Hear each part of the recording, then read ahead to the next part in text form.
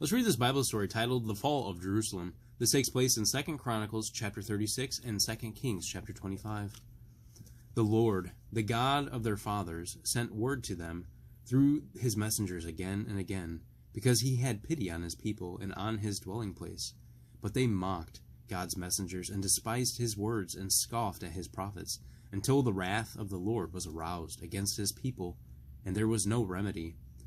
He brought up against them Nebuchadnezzar, the king of Babylon, who marched against Jerusalem with his whole army.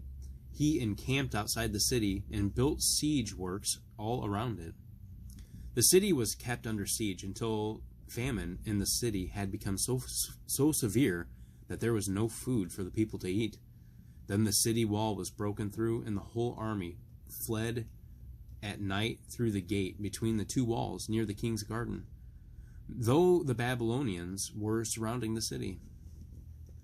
They fled toward the Arabah, but the Babylonian army pursued the king and overtook him in the plains of Jericho.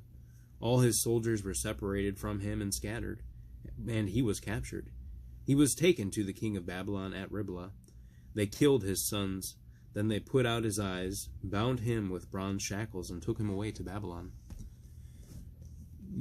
Nebuzaradan, commander of the imperial guard and official of the king of Babylon, came to Jerusalem.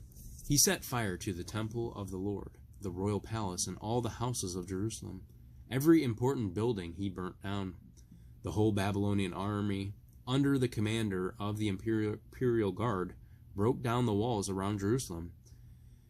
Nebuzaradan, the commander of the guard, carried into exile the people who remained in the city, along with the rest of the populace and those who had gone over to the king of Babylon.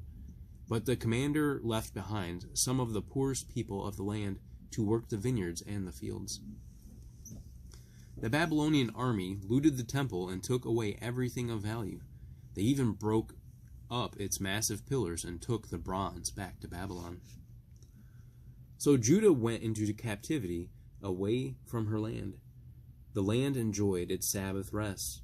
All the time of its desolations it rested until the 70 years were completed in fulfillment of the word of the Lord spoken by Jeremiah. Understanding the story. The exile of Judah and the destruction of Jerusalem and its temple are God's judgment upon a rebellious people. Yet through this prophet Jeremiah, God offers hope for the future. Judah's exile from the promised land will not be permanent. After 70 years, God will bring his people back from Babylon. Thank you, Lord, for your word. Thank you. Come on back. We'll do it again.